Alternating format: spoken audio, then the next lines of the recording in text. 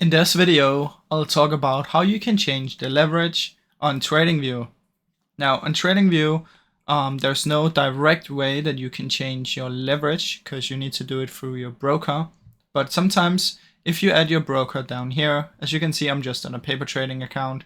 But once you add your broker, sometimes you'll be able to go into the settings of the broker. And inside of there, you will be able to change your leverage. Now, if that doesn't work, what you need to do is you need to head over to the broker's website, log into your account, and then you want to change the leverage from that one.